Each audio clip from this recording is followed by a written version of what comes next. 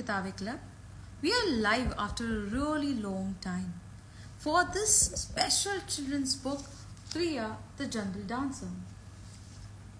Before we add the guest for the day, let me tell you something about the book. There is so much that nature has offered to us as humans. How thankful we have been, how grateful we have been. By the time my author joins in, let me introduce my guest for the day. Let me just add her. Okay.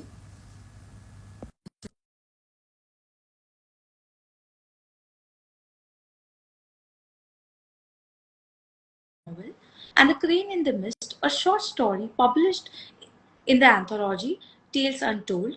Her stories are inspired by her childhood. Hello Satya, how are you? Hi, I'm well. How are you? I am good too. This is amazing because I don't know what to wish you. A good evening, a good morning, or a good night because the time difference makes it crazy. But thank you so much for accepting our invite and being available at such an odd hour. Really, really thank you and welcome to Kitabe Club. Thank you so much. I'm so happy to be here and I appreciate the invite. My pleasure. So before we go further and I grill you on the book and ask you some difficult questions, I am quickly going to introduce you to my audience and then we start talking about and chatting about Priya the Jungle Dancer.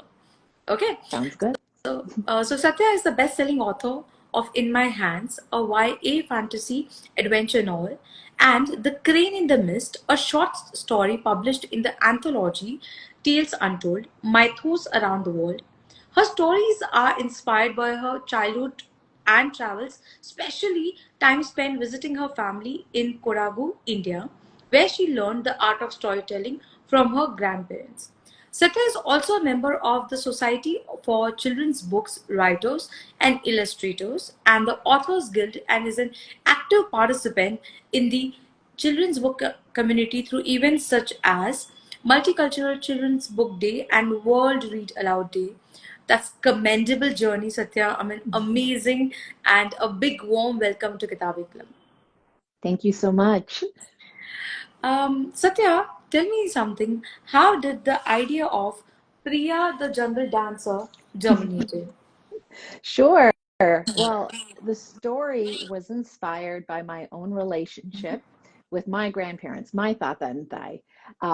And I grew up in Canada and they Okay. were across the ocean in India. And this kind of came to me as a way to remember my own relationship with them. And again, although we live this huge ocean apart from each other, their love, their strength, their teachings all remained with me. And so I wanted to celebrate that bond and our Cordova culture in this story. So it's kind of how that came to be. Amazing. I certainly agree because world now being a global society, there are so many parents who are staying in one part of the world and their parents are staying in another part of the world. Children would specifically relate to this.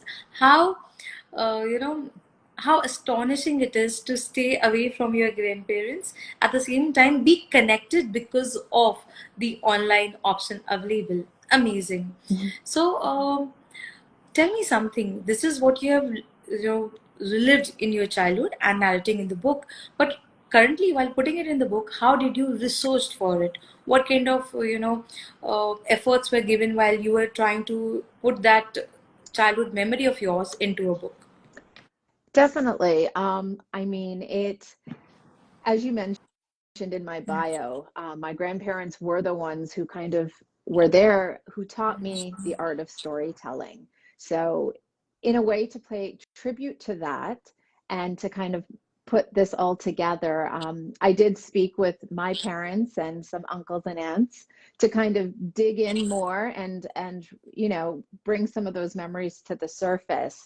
Again, a lot of the story is I wanted to kind of keep that connection, the Cordova culture in there. And it was remembering where that region is and remembering the rainforest. So Kodagu, I don't know if you're familiar with. It's in the Western Ghats, which is in kind of the southwest region, and it's just beautiful, filled with lush rainforests. My grandparents had a coffee plantation, so it's just a very beautiful place to be, very tranquil, very peaceful. And it was definitely remembering the time there, talking with some of our elders about some of the customs there. Again, this story, Priya is learning a dance. The dance Yes. isn't necessarily, step by step, a dance that is part of the culture, but it is inspired by the culture and inspired by my grandparents' teaching.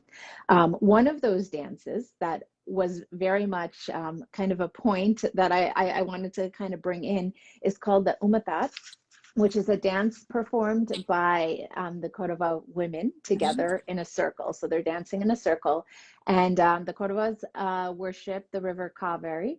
And Okay. so this is giving thanks to the river Kaveri through this dance. And so, especially the way Priya is dressed, Mhm. she is wearing, we The say traditional. podia for Yeah. sari, and her headpiece is called a vastra. And so the women who are dancing, or girls who are dancing in this, wear these traditional costumes, and they sing and they dance, and they have tiny symbols in their hands, and they're again giving thanks to the river through this. Beautiful. At the same time, Satya, there is this particular page where I see, um, you know, Priya is talking to her grandparents, and there is this small battery symbol which says that 17%. So, why that was specifically put? I mean, I know it has a relevance, but what was the story behind it? so so that again, huge kudos to obviously Adidev Press and the illustrator Janan Abir, who took the story and just created these beautiful illustrations with this. I'm not sure if there was maybe a specific Mhm. reason that she chose 17, but that piece of it, it was something that Janan had chosen. um, but the battery does go out on the computer, and that connection does get broken Yes. between Priya and her grandparents. So, um, but I love how she goes through and remembers that connection with her grandparents and is able to, I mean, almost recharge that battery eventually, and able to perform that dance to the best of her ability. Yeah, I mean, we all have been stuck on those places where we want the connection to be longer, but our phones have gone down the battery, or the laptop is, yeah, about to shut down. So that emotion that, that this little girl is talking to her grandparents and the laptop's battery is about to die is like such a surreal part where you feel, oh my God, this is such a lovely thing happening, and the laptop's battery is going to down. Amazing work there. At the same time, um, you were talking about the Kodagus communities, how they have been influenced strongly by nature. What do you think, and in which way the book highlights relationship between humans and nature, and why it is necessary as a part of child, while they are growing up? I think it's very important to instill those traditions and those things, to appreciate the earth Mhm. in all the ways. I mean, we've taken and grown so much with earth itself. Okay. I think again, teaching children the importance of taking care of the things that we take from, so that they'll remain there, for hopefully long after we're gone. True, true. So yeah. Okay. So I resonate with the idea, but when it comes to children book, Satyam, there are two ways where we absorb the book. First, as a parent, as a mother, I'll read that story to my child, and the Sure. second one would be my child reading that book. So I want you to answer this question in two ways. Like, what message do you think that the adult will draw from this book, and also what message a child would draw from the book? Sure. I want children, I'll start with children. I want them to see a piece of themselves in the story and see that, even when they feel like they're lacking courage or they feel like they can't go on to remember how to do a dance, how to do math, how to do whatever it is, they just need to dig down deep within themselves and that they are the one that carries that with them. So I do want that to be kind of a message to my young readers. Okay. And for yeah, and for adults, I mean, I think I'm a mother myself too. My kids are a little bit older now, but I remember reading to them, and a story like this, for example, I feel like it gives parents a chance to chat with their children about how to embrace other cultures and other experiences, and allow for their children and help them see the world through a new lens. I think, stories like, especially Priya's story, it helps us walk in somebody else's shoes and kind of, through Priya's story, parents can help their children identify, I guess, like their own inner strengths and help them gain a better understanding of the world around them and themselves. So that's what I hope both my young and not so young readers will get from the book. That is absolutely beautiful because as a child, when I see embarking on anything new or learning anything new, there's always a possibility of them, feeling little concerned, little scared, to be more specific. And the way Priya handles the entire situation where she's not able to connect to her grandparents is lovely, lovely to see, because it makes it really realistic. Like we all have been in those situations. But like your, earlier book, Satya, the one when it comes to a YA fantasy adventure novel or writing a short story, Mhm. how did this shift to children's illustrated book happen for you? Was it a Sure. planned effort, or what? It's just happened.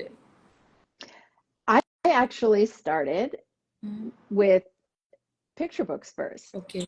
And so, yeah, so I couldn't even tell you, probably dozens of manuscripts of children's illustrated books that, some are not published yet, some are in consideration, and Priya, this is my debut. Okay. So, Yeah. to have this story of my heart as my debut means the world to me. But you're certainly correct. I mean, there is a total shift from, using the way you would write a picture book story to how you would write a YA novel. Yes. Um, Obviously, very different audiences. But I just love the whole gamut of children's literature. And I feel it's important to, I mean, because I love it so much, being able to show representation in all the genres that I write is something that I've really enjoyed. So Okay, I see where it is coming now. Uh, but there is one, one I would say,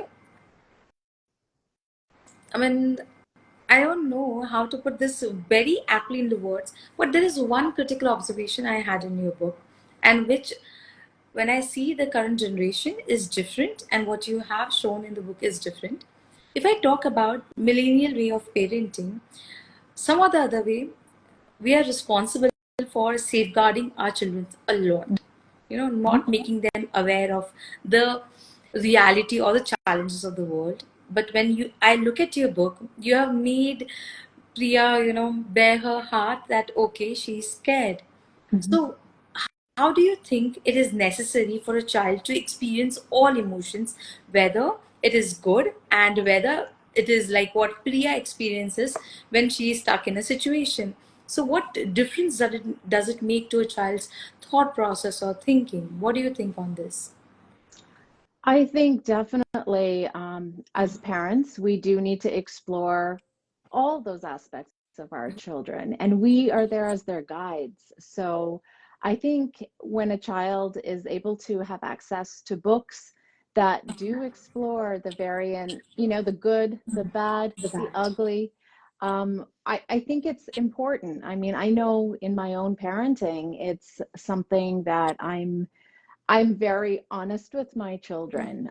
Obviously, according to age, but we have a very open communication, and I always want them to feel that I'm the safe space. I'm available to talk through anything. And so I think that kind of communication opens up so much for children to be able to have that safe space and be able to, speak with the parent who is, they're guiding them. And honestly, in a lot of ways, my children guide me through so much. I learn so much from them. So, I mean, it's a two-way thing, but I do feel that we should certainly be there and open to the full range of emotions, because we're not one dimensional. We Very have true. we have so much to us. So, and as do our children.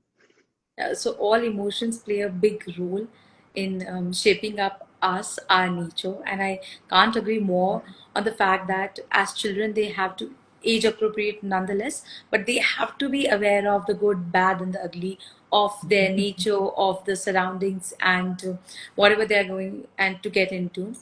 But tell me something. That book's title could be could have been anything. It could have been everything possible under the you know lines, because there are so many things that the book deals upon. How you chose such a simple and clear title, that Priya the Jungle Dancer? How do Sure. you narrow down on that? I think from the start, the idea, because I wanted to bring the forest, I wanted to bring the rainforest. When I was a child, Hmm. my grandparents always referred to it as the jungle. And so Okay. for me, even though it's more of a rainforest, um, and because of the emotions that she goes through in the story, uh, and the rainforest being such a huge part of the Kodava culture, I wanted that to be part of the title. And Priya simply comes from I have a niece named Priya. So it Okay. became Priya the Jungle Dancer Oh wow. as a way to pay tribute. So, yeah. Yeah. I mean, with my son, that really resonated because he is a young reader, and when he saw the book on my desk, he was like, "It's such a simple title, Ma. Can I read it?" Because that made him felt that okay, there are not going to be any mumbo jumbos in the book. He is going to be able to navigate, and kudos to you on that. So for keeping it clean and simple, a very child friendly book, amazing that ways, and. I somehow have a feeling that there could be a possible sequel to the book. Are there any thoughts on the same? Any sequel? I don't know necessarily a sequel, but I do have a couple manuscripts that, again, it's very family oriented, family Okay. focused, and it pulls in definitely these sweet memories that I have from my childhood, my cousins, being with my cousins, being with uncles and aunts, and celebrating different festivals. So Wow. there's definitely things in the works. Lovely. And at the same time, any books that coming up? I know you are in talks with a lot of your books and manuscripts, but any book that is about to release or due to release, and you can share some secrets with us. I don't have anything about to release, but Hmm. I am finishing a pretty large manuscript. It Okay. is a middle grade fantasy adventure. So probably ages 8 through 12 for that age group. And it's kind of builds on the same world and the same magics that in my hands, which is I don't have a copy of that with me here, but in my hands is a fantasy adventure YA novel. And so a lot of the elements that are in that story are brought through into this middle grade story. So for a slightly younger readership, but a good hefty novel. And Oh, it's nice.